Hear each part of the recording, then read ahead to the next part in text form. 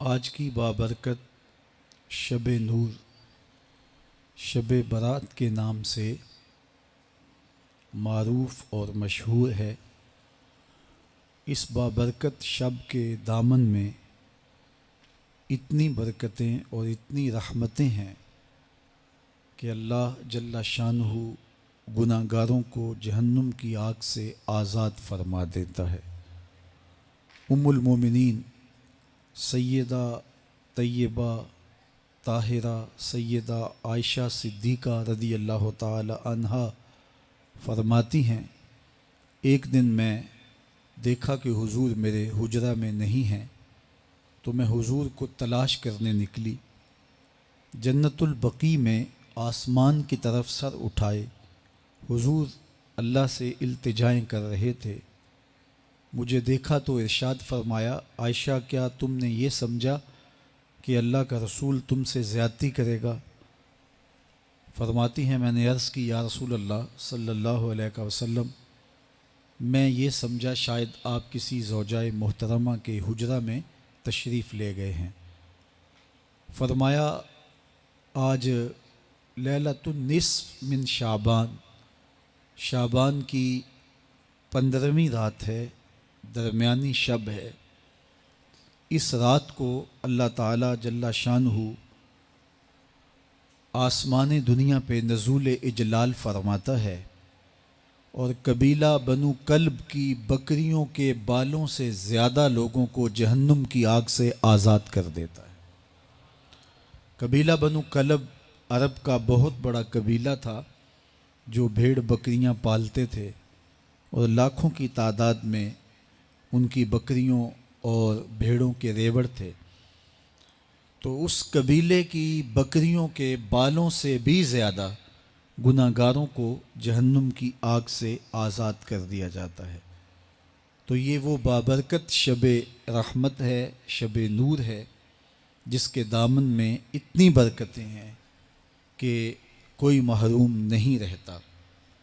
صرف وہ بد نصیب لوگ جو شرک میں مبتلا ہیں، جو سخت کینہ پرور ہیں، جو قطع رحمی کرتے ہیں، قاتل ہیں، عادی شرابی یا بدکار ہیں، انہیں اس مبارک رات میں محروم رکھا جاتا ہے، ورنہ اللہ کی رحمتوں کا عموم اس بابرکت راتوں میں اس قدر ہوتا ہے کہ کوئی گناہ گار جو اس کے حضور ہاتھ دعا کے لیے اٹھاتا ہے اور اپنا دامن پھیلا کے اس کی رحمتیں مانگتا ہے، اسے محروم نہیں رکھا جاتا، بلکہ اللہ سب گناہ گاروں کو جہنم کی آگ سے آزاد کر دیتا ہے۔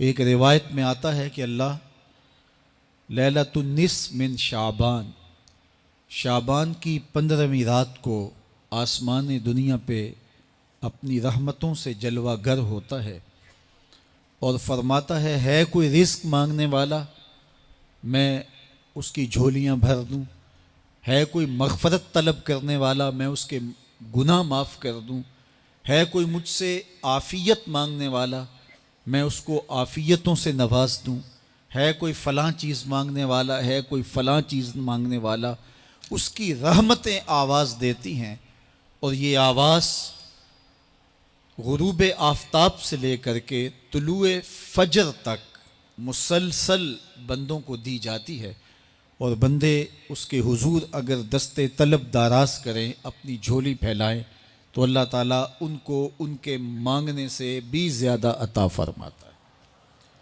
اس امت کو اللہ تعالیٰ نے اس طرح کی راتیں دے کر کے مغفرت، بخشش، غفران اور رحمتوں کی فراوانی نصیب کی ہے۔ میرے حضور نے ارشاد فرمایا ایک شخص صبح سے لے کے ظہر تک مزدوری کرتا ہے، اس کو ایک قیراط ملتا ہے۔ ایک ظہر سے لے کر عصر تک مزدوری کرتا ہے، اس کا وقت تھوڑا ہے لیکن اس کو بھی ایک قیراط ملتا ہے۔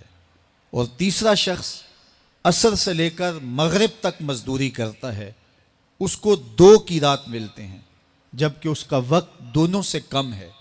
فرمایا پہلی مثال یہود کی ہے، دوسری مثال نصارہ کی ہے، اور تیسری مثال میری امت کی ہے کہ اس کو تھوڑے عمل پر زیادہ ثواب دیا جاتا ہے۔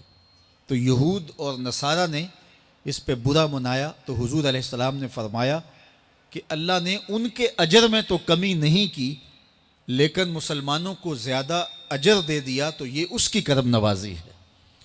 تو یہ تھوڑے وقت کی عبادتیں اور چند راتوں کی بیداری اور مخصوص اوقات میں اللہ کے حضور عبادت و ریاضت ایک گناہ گار کو کہاں سے کہاں تک پہنچا دیتی ہے، اس کے گناہوں کی معافی کا ذریعہ بھی بنتی ہے اور درجات کی بلندی کا سبب بھی۔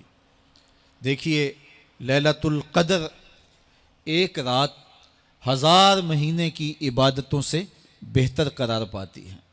اسی طرح دیگر مواقع ہیں کہ اللہ تعالیٰ اس امت کے لیے رکھے ہیں، رحمت رب بہانہ می طلب، اور یوں بھی پڑھا گیا رحمت رب بہانہ می طلب۔ اس کی رحمتیں قیمت نہیں مانگتی اور اس کی رحمتیں بہانہ تلاش کرتی ہیں، تو وہ اپنے بندوں کو بخشنے پہ آمادہ ہے اگر وہ اپنا دامن طلب پھیلائیں۔ قرآن مجید میں ایک مقام دیکھیے کتنا دل آویز ہے، فرمایا ما یفعل اللہ بعذابکم، اللہ تمہیں عذاب دے کے کیا کرے گا؟ اس کی یہ چاہت نہیں ہے کہ تمہیں عذاب میں مبتلا کرے، اس کی چاہت یہ ہے کہ تم اس کی چوکھٹ پہ آؤ، جھولی پھیلاؤ، اس سے خیرات و رحمت مانگو، اور وہ تمہارے ماضی کے سارے گناہ معاف کر کے، ساری غلطیاں معاف کر کے تمہیں اپنی رحمتوں سے مالا مال فرما دے۔ تو وہ بندوں کو بخشنے پہ، بندوں کی مغفرت کرنے پہ آمادہ ہے اور اس کی رحمتیں بہانے تلاش کرتی ہیں۔ اللہ اکبر۔ اور دوسری جانب اس کے بندے، اس کے مملوک، اس کی مخلوق، اور مخلوق کی گناہ گار اور نیکوکار اس کی رحمتوں کے طالب ہوتے ہیں، بلکہ وہ گناہ کرنے کے بعد جب معافی مانگتے ہیں تو اللہ کو یہ معافی بہت پسند ہے۔ معافی مانگنا، اس کے حضور اپنے دامن کو پھیلانا، وہ اس کو بہت زیادہ محبوب ہے۔ انسان کی فطرت کے اندر گناہ رکھا گیا ہے۔ آگ، ہوا، مٹی، پانی، یہ ان 4 چیزوں کا مرکب ہے۔ اس کے جو عناصر ہیں اس میں کبھی اعتدال قائم نہیں رہتا اور اس سے گناہ سرزد ہو جاتے ہیں۔ گناہ کرنے کے بعد بندے کا اس گناہ پہ اصرار کرنا، اڑ جانا، ضد کرنا، توبہ نہ کرنا، اللہ کو یہ پسند نہیں۔ لیکن اگر اس سے گناہ سرزد ہو جائے تو پھر وہ توبہ کر لے تو اللہ کو یہ بہت زیادہ پسند ہے۔ جو اس سے ہو سکے نیکی وہ اللہ کے حضور پیش کرے، لیکن اس کے اندر جو شر رکھی گئی ہے، اس کے اندر جو قوتیں گناہ کی رکھی گئی ہیں، اس سے اگر اس سے گناہ سرزد ہو جائے تو پھر وہ اللہ سے توبہ کرے، اللہ کی طرف رجوع کرے، تو اللہ اس کی توبہ کو نہ صرف قبول کرتا ہے بلکہ اس کے گناہوں کو معاف کرتا ہے اور گناہوں کو بدل کے نیکیوں میں تبدیل کر دیتا ہے۔ جب گناہ نیکیوں میں تبدیل ہو گئے تو جتنا بڑا گناہ گار تھا اتنا بڑا نیکوکار ہو گیا۔ حضرت سیدنا عمر رضی اللہ تعالیٰ عنہ بازار میں جا رہے تھے تو ایک شرابی نے ہاتھ میں بوتل پکڑی تھی شراب کی، تو حضرت عمر ہاتھ میں درہ رکھتے تھے اور آپ کا جاہ و جلال دیدنیت ہوتا، تو جو ہی حضرت عمر رضی اللہ تعالیٰ عنہ کو اس نے دیکھا تو ڈر گیا اور دل ہی دل میں کہا، اے اللہ آج عمر کے قہر سے بچا لے، میں تیری بارگاہ میں سچی توبہ کرتا ہوں، اور جلدی سے شراب کو بغل میں چھپا لیا۔ اتنے میں حضرت عمر سر پہ پہنچ گئے اور گرج کر کڑک کے کہا کہ یہ تیری بغل میں کیا ہے؟ چونکہ اس کو بوتل چھپاتے دیکھا تھا تو وہ ڈر گیا اور ڈرتے ڈرتے کہنے لگا، حضرت یہ سرکہ ہے۔ اب تھی تو شراب، لیکن ڈرتے ہوئے بولا، حضرت سرکہ ہے۔ تو حضرت عمر نے کہا، نکال۔ جب نکالا تو شراب نہیں تھی، واقعی سرکہ بن چکا تھا۔ تو جب اللہ کے حضور کوئی توبہ کرتا ہے، اللہ اس کے گناہوں کو بدل کے نیکیوں میں تبدیل کر دیتا ہے۔ حدیث پاک میں آتا ہے کہ قیامت کے دن اللہ ایک شخص کو کہے گا کہ اپنا نامہ اعمال پڑھ، تو وہ نامہ اعمال پڑھنے لگ جائے گا۔ تو نامہ اعمال کے اندر چھوٹے گناہ بھی ہوں گے، بڑے گناہ بھی ہوں گے، تو اللہ سے حیا کرتے ہوئے، شرم کرتے ہوئے وہ بڑے بڑے گناہوں کو چھوڑتا جائے گا اور چھوٹے چھوٹے گناہوں کو پڑھتا رہے گا۔ جب وہ سارے گناہ پڑھ چکے گا اور کتاب ختم ہوگی تو اللہ تعالیٰ اسے فرمائے گا، میرے بندے تو نے یہ جتنے گناہ پڑھے ہیں میں نے سب کو بدل کے نیکیوں میں تبدیل کر دیا۔ تو بندہ کہے گا، اللہ ابھی تو میرے بڑے بڑے گناہ رہتے ہیں جو میں نے پڑھے ہی نہیں۔ فَضَحِكَ النَّبِيُّ حَتَّى بَدَتْ أَنْيَابُهُ، حضور جب یہ بیان فرما رہے تھے تو حضور اتنا مسکرائے کہ صحابہ نے حضور کی داڑھیں دیکھ لی۔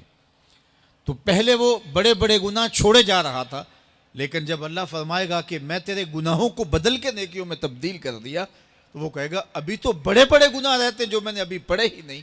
تو جب کوئی بندہ اس کے حضور توبہ کرتا ہے، اللہ یہ نہیں دیکھتا اس نے گناہ کتنے کیے ہیں، یہ دیکھتا ہے بندہ آیا میری چوکھٹ پہ ہے تو اللہ اس کے پچھلے سارے گناہ معاف فرما دیتا ہے۔ اللہ اکبر۔ میرے اور آپ کے آقا و مولا نے اللہ کے حضور توبہ کرنے اور اس پر اللہ کی خوشی اور اللہ کی خوشنودی کا ذکر کرتے ہوئے ایک مثال بیان فرمائی کہ ایک شخص صحرا میں سفر کر رہا تھا، تو وہ ایک درخت کے نیچے دوپہر کاٹنے کے لیے، سستانے کے لیے رک گیا اور درخت کے ساتھ اپنے اونٹ کو باندھ دیا اور خود لیٹ گیا تاکہ دوپہر کاٹ لوں۔ تھوڑی دیر کے بعد جب اس کی آنکھ کھلی تو اس نے کیا دیکھا کہ اونٹ ماں ساز و سامان کے ساتھ غائب ہے۔ اب صحرا میں اونٹ کا گم ہو جانا گویا زندگی چلے جانے کے مترادف ہے۔ تو اس نے دائیں بائیں بھاگ دوڑ کے دیکھا کہ کہیں اونٹ کا نشان مل جائے، لیکن اونٹ کا نشان نہیں ملا۔ تا حد نظر کوئی انسانی آبادی نہیں۔ وہ بھاگا اور تھک ہار کے دوبارہ اسی درخت کے نیچے بیٹھ گیا اور پیاس سے ہلکان ہوا جا رہا تھا اور درخت کے ساتھ ٹیک لگا کے لیٹ گیا اور موت کا انتظار کرنے لگا۔ جن لوگوں نے صحرا کا سفر کیا ہے ان کو اس بات کا اندازہ ہوگا کہ کئی 100 میل تک انسانی آبادی ہی نہیں، اب نہ کچھ کھانے کے لیے بچا نہ کچھ پینے کے لیے بچا، اونٹ بھی غائب ہو گیا، توشہ بھی ساتھ ہی چلا گیا، تو اب ظاہر ہے سیدھی موت ہی نظر آ رہی ہے۔ تو وہ اس درخت کے ساتھ ٹیک لگا کے بیٹھ جاتا ہے اور موت کا منتظر ہوتا ہے۔ تھوڑی دیر کے بعد پھر اس کی دوبارہ آنکھ لگ جاتی ہے۔ جب دوبارہ آنکھ لگتی ہے تو تھوڑی دیر بعد پھر آنکھ کھلتی ہے۔ جب دوبارہ آنکھ کھلتی ہے تو دیکھتا ہے کہ اونٹ جو گما تھا ماں ساز و سامان کے اس کے پاس کھڑا ہے۔ تو صحرا میں اس حالت میں اونٹ کا مل جانا زندگی مل جانے کے مترادف ہے۔ تو وہ اتنا خوش ہوا کہ خوشی کی انتہا نہ رہی، بلکہ مسرتوں کے ہجوم میں درک گیا اور کہنے کیا لگا، اللہم انت عبدی وانا ربک، اے اللہ تو میرا بندہ اور میں تیرا رب۔ کہنا تو یہ تھا کہ تو میرا رب اور میں تیرا بندہ، لیکن مسرتوں کا ہجوم ہی اتنا تھا، خوشیوں کا ہجوم ہی اتنا تھا کہ زبان پہ قابو نہ رہا۔ کسی کے آنے سے ایسے ہوش اڑے ساقی کے، شراب سیخ پہ ڈالی اور بوتل میں کباب۔ کہنا یہ تھا اللہم انت ربی وانا عبدک، لیکن اس قدر خوش ہوا جب بھی تیری قربت کے امکان نظر آئے ہم اتنے خوش ہوئے کہ پریشان نظر آئے۔ تو کہنا یہ تھا کہ اے اللہ تو میرا رب اور میں تیرا بندہ، لیکن خوشیوں کے ہجوم میں وہ کہتا ہے اللہم انت عبدی وانا ربک، اے اللہ تو میرا بندہ اور میں تیرا رب۔ حضور یہ بات بیان کرنے کے بعد صحابہ سے پوچھتے ہیں کہ ذرا بتاؤ اس بندے کو کتنی خوشی ہوئی کہ خوشی میں زبان بھی قابو نہ رہی اور اپنے آپ پہ کنٹرول نہ رہا، اور خوشیوں کے ہجوم میں اسے یہ بھی پتہ نہیں چل رہا کہ وہ کیا بول رہا ہے۔ تو صحابہ نے عرض کی حضور بہت زیادہ اسے خوشی ہوئی۔ تو میرے حضور نے یہ بات کرنے کے بعد ارشاد فرمایا، جس طرح اس کو گما ہوا اونٹ ملا اور اس کی خوشی کی انتہا نہ رہی، تو فرمایا جب کوئی شخص توبہ کرتا ہے اور اللہ کی حضور پلٹ کے آتا ہے، گناہوں سے معافی مانگ کے اس کی دہلیز پہ آتا ہے، میرے حضور نے فرمایا اللہ اس سے بھی زیادہ خوش ہوتا ہے کہ میرا بندہ میری چوکھٹ پہ آ گیا ہے۔ تو وہ یہ چاہتا نہیں کہ اپنے بندوں کو عذاب دوں، وہ خود آگ میں چھلانگے لگائیں تو اس کی مرضی، اگر گناہ سرزد بھی ہو گیا ہے تو کوئی بات نہیں، معافی مانگ لی جائے.